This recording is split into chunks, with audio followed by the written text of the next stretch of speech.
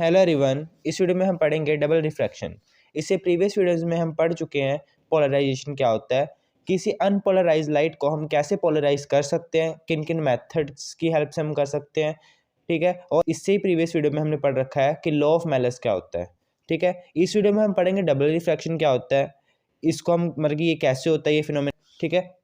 तो इसको हम समझेंगे। देखिए, आपके पास एक तरह का क्रिस्टल होता है कैल्साइट क्रिस्टल, ठीक है। आपको नाम याद रखना है, कैल्साइट क्रिस्टल होता है, या कोई और क्रिस्टल भी ले सकते हो जैसे कि क्वार्ट्ज क्रिस्टल हो गया, माइका का क्रिस्टल, शुगर, टोपाज, ऐसे क्रिस्टल। तो जब आप ऐसे किसी क्रिस्टल में से किसी अनपोलराइज लाइट को या फिर किसी ऑर्डिनरी लाइट को आप पास करवाओगे तो आपको पता है कि उसमें से क्या होती है, रिफ्रैक्शन होती है। रिफ्रैक्शन क्या होता है, जब कोई लाइट एक मीडियम से दूसरे मीडियम में जाती है तो वो थोड़ी सी बेंड हो जाती है, वही आपकी रिफ्रैक्शन होती है, ठीक है। पर जब आप किसी कैल्साइट क्रिस्टल में से जब आप पास करवाओगे किसी लाइट को, तब वो रिफ्रैक्शन तो शो करेगी पर वो डबल रिफ्रैक्शन शो करती है। डबल रिफ्रैक्शन का क्या मतलब है कि जो वो रे है वो दो रेज में स्प्लिट हो जाती है। सिंपल रिफ्रैक्शन क्या होती है, जिसमें एक रे ऑफ लाइट जब दूसरे मीडियम में जाती है तो वो बैंड हो जाती है और वो दो में नहीं बट जाती, एक ही होती है, वो एक ही लाइट वो क्या हो जाती है, रिफ्रैक्ट होती है। बट जब आप किसी कैल्साइट क्रिस्टल या फिर क्वार्ट्ज क्रिस्टल में से लाइट को पास करवाते हो तो वो दो लाइट्स में स्प्लिट हो जाती है। इसी फिनोमेना को हम क्या कहते हैं, डबल रिफ्रैक्शन। और ऐसे क्रिस्टल्स जिनमें ये प्रॉपर्टी होती है कि वो किसी लाइट को दो लाइट बीम्स में स्प्लिट कर देते हैं, ठीक है, उन क्रिस्टल्स को हम क्या कहते हैं, डबल रिफ्रैक्टिंग क्रिस्टल्स। और ये फिनोमेना क्या कहलाता है, डबल रिफ्रैक्शन। कुछ और एग्जांपल्स मैंने आपको बताया, जैसे कैल्साइट के अलावा, कैल्साइट या क्वार्ट्ज क्रिस्टल के अलावा और कौन से एग्जांपल्स हैं ऐसे क्रिस्टल्स के, वो है माइका, शुगर, टोपाज। ये कुछ क्रिस्टल्स हैं जिनमें से जब आप लाइट को पास करवाओगे तो तब भी आपको डबल रिफ्रैक्शन मिलेगी। मतलब कि ये जो क्रिस्टल्स हैं ये भी आपके कैसे क्रिस्टल्स हैं, डबल रिफ्रैक्टिंग क्रिस्टल्स हैं। तो आप क्या लिखोगे डबल रिफ्रैक्शन के टॉपिक में, a ray of an ordinary polarised light, या फिर आप सीधा लिख सकते हो अनपोलराइज्ड लाइट। जब आप किसी अनपोलराइज्ड लाइट को इंसिडेंट करते हो, when incident on a calcite या फिर quartz crystal, then it splits up into two refracted rays. वो दो रिफ्रैक्टेड रेज में बट जाती है, ठीक है, in place of usual one as in the glass. जैसे कि आप ग्लास में जो आप किसी लाइट को पास करवाओगे तब तो वो एक में ही एक ही रहेगी ना, दो में तो होगी नहीं। सिंपल ग्लास में जो आप पास करवाते हो किसी लाइट को, बस रिफ्रैक्ट हो जाएगी पर वो रे एक ही रहेगी, ठीक है। तो ऐसे कह रखा कि जब आप ग्लास में पास करवाते हो तब एक रहती है, बट जब आप कैल्साइट या क्वार्ट्ज क्रिस्टल में से पास करवाते हो तब वो स्प्लिट हो जाती है दो रिफ्रैक्टेड रेज में, ठीक है। ऐसे क्रिस्टल्स जिनमें ये प्रॉपर्टी होती है, ठीक है, कैसी प्रॉपर्टी, रेस को दो जगह स्प्लिट कर देने की, उनको हम क्या कहते हैं, डबल रिफ्रैक्टिंग क्रिस्टल्स कहते हैं। और ऐसे फिनोमिना को हम क्या कहते हैं, डबल रिफ्रैक्शन कहते हैं, ठीक है। तो ऐसे कौन से क्रिस्टल्स हैं जो आपको दो रेज में स्प्लिट करके देंगे लाइट, ठीक है, वो कौन से, कैल्साइट और क्वार्ट्ज क्रिस्टल। और ऐसे और एग्जांपल भी हैं जैसे माइका हो गया, शुगर, टोपाज, ये कुछ और एग्जांपल्स हैं डबल रिफ्रैक्टिंग क्रिस्टल्स के, ठीक है। डबल रिफ्रैक्टिंग क्रिस्टल मतलब जो दो रेज में स्प्लिट कर देंगे लाइट को। अब देखिए इस फिनोमेना को हम और समझते हैं डायग्राम की हेल्प से। जैसे कि ये कोई अनपोलराइज लाइट है जो इस कैल्साइट क्रिस्टल के ऊपर फॉल करी, ये मान लेते हैं आपका कोई कैल्साइट क्रिस्टल है, कैल्साइट क्रिस्टल है, ठीक है। ये नीचे वाला मीडियम आपका कैल्साइट क्रिस्टल का मीडियम है, ऊपर वाला मीडियम आपका एयर मीडियम है। तो एयर मीडियम से लाइट आई, वो फॉल हुई इस कैल्साइट क्रिस्टल के ऊपर, ठीक है। तो ये जो कैल्साइट क्रिस्टल है ये इस लाइट को दो बीम्स में स्प्लिट कर देगा, ठीक है। दो बीम्स कैसी होंगी, दोनों जो बीम्स होंगी वो पोलराइज्ड बीम्स होंगी। ये अनपोलराइज्ड थी, ठीक है, जिसमें वाइब्रेशन एक perpendicular to the plane of the paper थी और parallel to the plane of the paper थी। जब ये इस कैल्साइट क्रिस्टल से रिफ्रैक्ट होगी तब ये दो रेज में स्प्लिट हो जाएगी। एक रे कौन सी होगी जिसमें वाइब्रेशंस होंगी parallel to the plane of the paper, और एक रे ऐसी होगी जिसमें जो वाइब्रेशंस है वो सिर्फ perpendicular to the plane of the paper होंगी। मतलब कि सिंगल डायरेक्शन में वाइब्रेशन है और इसमें भी सिंगल डायरेक्शन में वाइब्रेशन है, मतलब ये दोनों क्या होगी, पोलराइज लाइट होगी ना, पोलराइज बीम्स। तो इसलिए कैल्साइट क्रिस्टल दो जो स्प्लिट करता है, मतलब कि किसी अनपोलराइज लाइट को दो बीम्स में स्प्लिट करता है, वो जो दो बीम्स होती हैं वो दोनों क्या होती हैं, पोलराइज बीम्स होती हैं, ठीक है।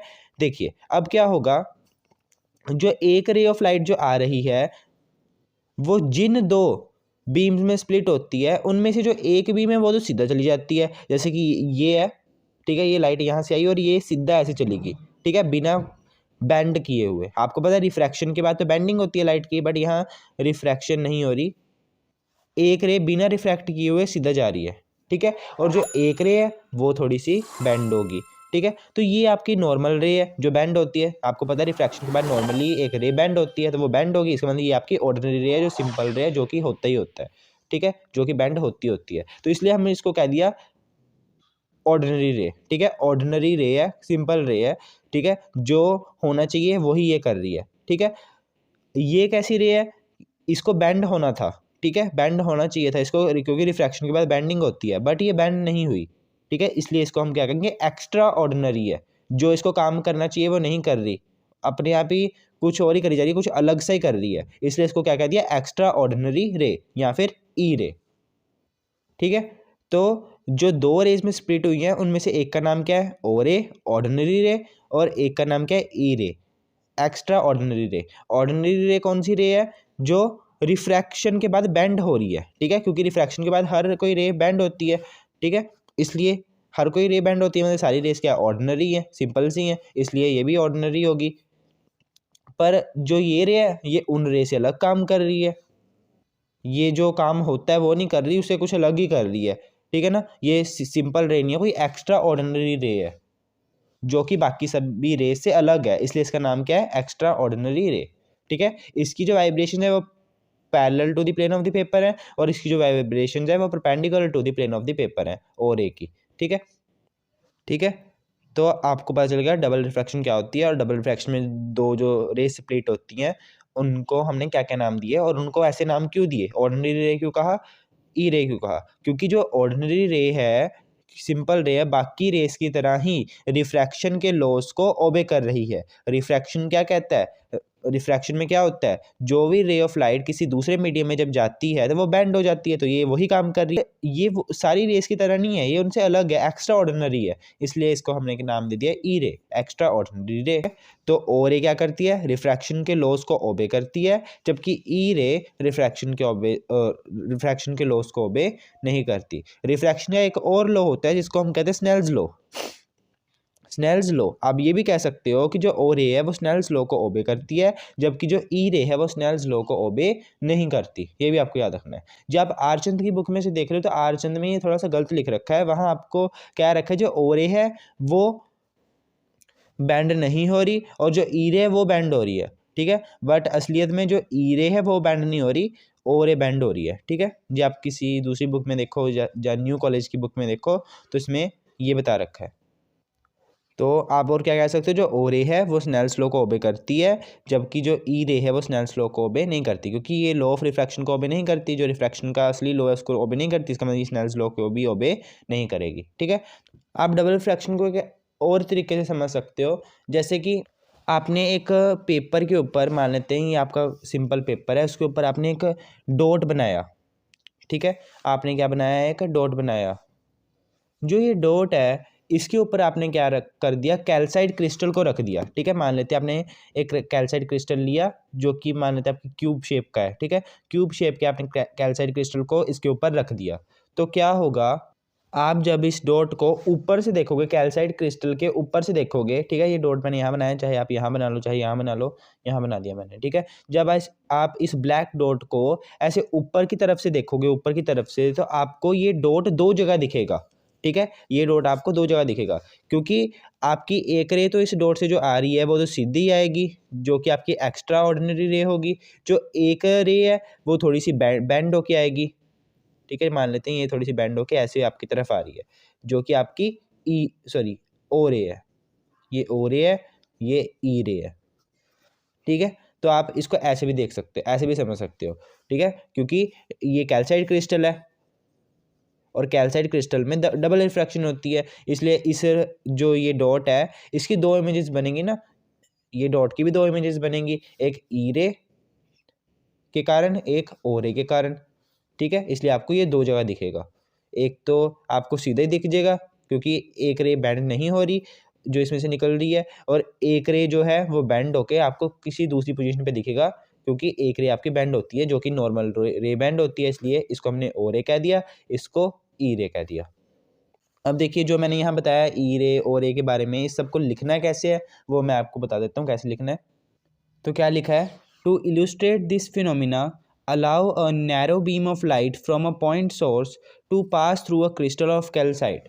इस फिनोमिना को समझने के लिए हम क्या करेंगे, एक नैरो बीम, पतली सी बीम जो कि एक पॉइंट सोर्स से निकल रही है, उसको हम कैल्साइट क्रिस्टल में से पास करवाएंगे। तो जब हम कैल्साइट क्रिस्टल में से पास करवाएंगे तब हमारे पास दो इमेजेस बनेंगी। ठीक है, वो क्यों बनेगी, क्योंकि जो द रिफ्रैक्टेड रे स्प्लिट्स इनटू टू बीम, जो रिफ्रैक्टेड रेज हैं वो जो रिफ्रैक्टेड रे है वो दो बीम्स में स्प्लिट हो चुकी है, एक ऑर्डिनरी रे और एक एक्स्ट्रा ऑर्डिनरी रे। ठीक है, फॉर्मिंग टू इमेजेस, जो दो इमेजेस बनाती हैं, ऑर्डिनरी इमेज जिसको कहेंगे और एक्स्ट्रा ऑर्डिनरी इमेज कहेंगे रिस्पेक्टिवली। इसका मतलब क्या है कि ऑर्डिनरी रे ऑर्डिनरी इमेज बनाएगी, एक्स्ट्रा ऑर्डिनरी रे एक्स्ट्रा ऑर्डिनरी इमेज बनाएगी। ठीक है, जो एक्स्ट्रा ऑर्डिनरी रे है वो स्ट्रेटली पास हो जाती है क्रिस्टल में से। यहाँ भी आप देख सकते हो जो ये क्रिस्टल है इसमें से ये सीधा पास हो गई है एक्स्ट्रा ऑर्डिनरी रे यानी कि ई रे, जबकि ओ रे कुछ एंगल पे क्या हो जाती है, रिफ्रैक्ट हो जाती है, किसी एंगल पे ये रिफ्रैक्ट होती है, जबकि ई रे सीधा पास हो जाती है। इसलिए तो इसको हम एक्स्ट्रा ऑर्डिनरी कह रहे हैं क्योंकि ये सीधा ही पास हो रही है, बाकी सारी रेस तो सीधा पास नहीं होती ना, बट ये रे पास हो रही है सीधा, इसलिए कुछ एक्स्ट्रा ऑर्डिनरी काम कर रही है। ठीक है, तो वही लिखा है, straight through the crystal and ordinary ray refracted at some angle.